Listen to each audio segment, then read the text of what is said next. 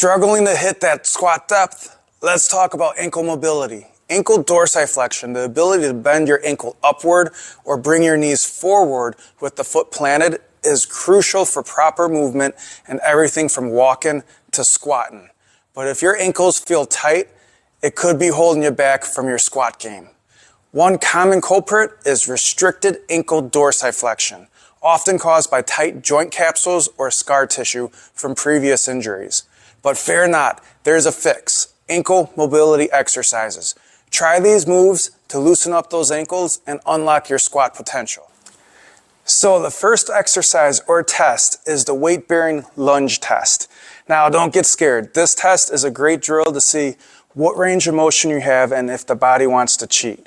With this exercise, you are really trying to see if you can get your knee to the wall without inversion or eversion, basically rolling out the knee to the inside or outside. You should be able to bring your knee straight forward to touch that wall or pillar. I do like using this test as a dynamic warm-up on squat days with my clients. To start, while in a lunge position, place one foot about 6 inches in front of the wall. Keeping your heel on the ground, gently lean forward, bending your front knee and aiming to touch the wall. Okay? If you can touch the wall without lifting your heel, you got excellent dorsiflexion range. If that heel rises, there's a few things we can do. But repeat this test on the other side to compare flexibility, your mobility on both sides.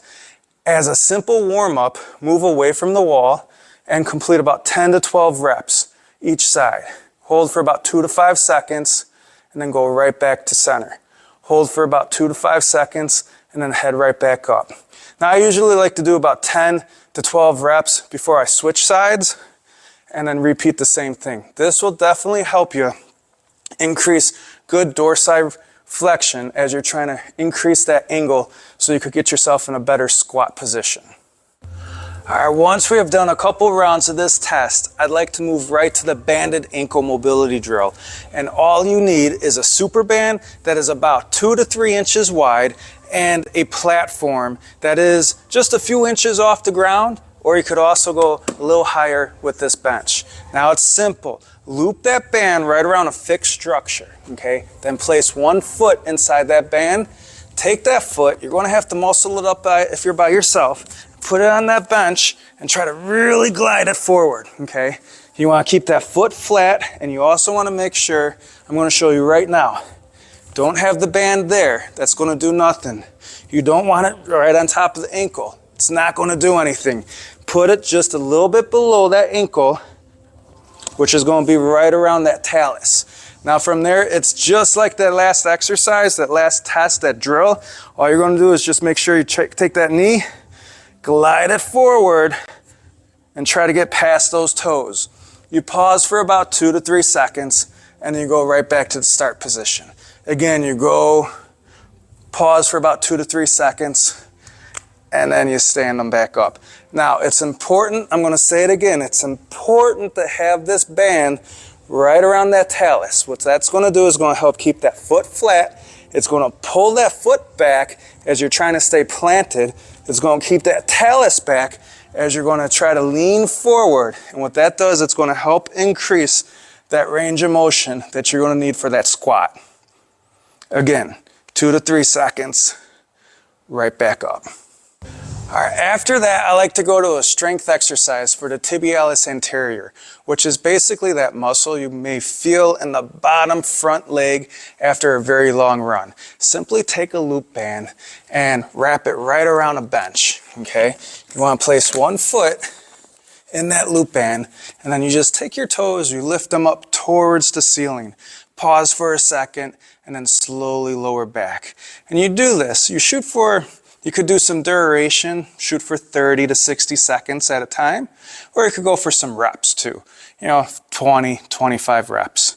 But slow, controlled, lift up, pause for a second, control, fight that resistance as you lower that foot down towards the bench. I like to usually go for a warm-up, about 1 to 2 rounds before I get into my squats. The final exercise is a nice static calf stretch before you hit those squats. Now, you have two calf muscles. You have the gastroc and you also have the soleus.